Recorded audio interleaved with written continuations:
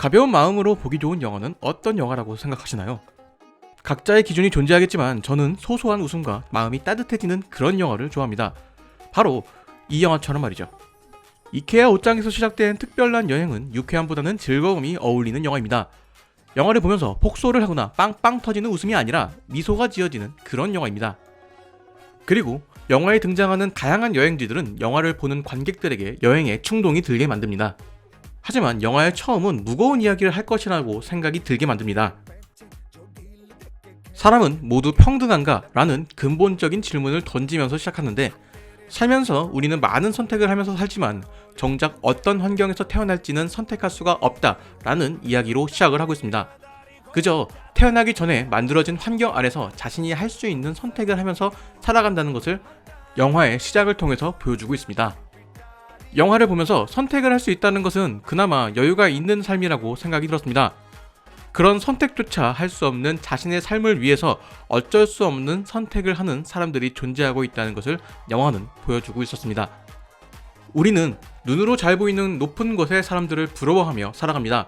하지만 우리의 눈에 보이지 않는 낮은 곳에도 많은 사람들이 살고 있습니다.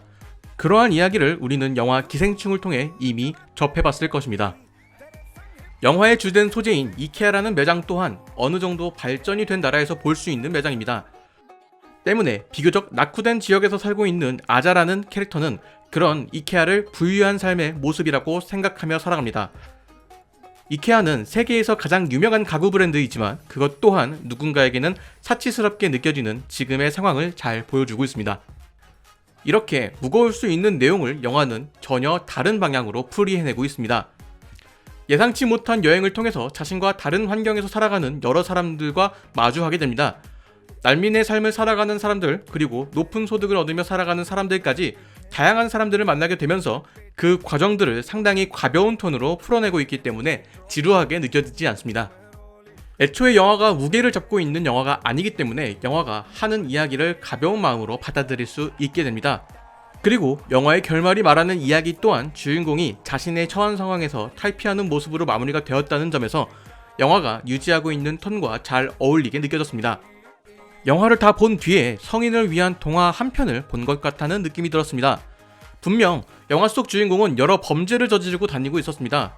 그리고 그의 여정 자체가 현실성 있다고 보기에는 어렵습니다. 하지만 영화를 보는 동안은 그런 현실적인 문제가 잊혀질 만큼 판타지적인 설정들이 납득이 되는 상황들을 만들어냅니다. 영화의 주인공인 아자가 마술을 한다는 것을 강조하면서 영화의 상황들이 마법 같은 상황으로 표현을 하고 있습니다. 그리고 인물이 좌절하는 순간은 현실적인 상황으로 만들어서 이 이야기는 현실의 상황에서 벌어지고 있는 일이다 라는 것을 보여주고 있습니다. 다소 무거운 주제가 될 수 있는 이야기를 이 영화가 가볍게 만든 이유는 우리가 살아가면서 하는 고민들의 무게가 의외로 무겁지 않을 수도 있다 라는 이야기를 하는 것처럼 느껴졌습니다. 우리가 선택을 할 수 있다는 것은 그만큼 여유가 있다는 것을 보여주는 것일 수도 있고요. 누군가는 그 선택조차 할 수 없는 환경에서 살아가고 있기 때문이죠. 누군가에 의해 선택을 받기 위해 노력하는 난민의 이야기로 시작된 이 영화는 다소 무거운 주제가 될 수 있는 이야기를 가벼운 톤으로 풀어내면서 영화를 보는 순간은 즐거운 마음이 들지만 영화가 끝나고 난 뒤에는 많은 생각이 들게 만드는 그런 영화입니다.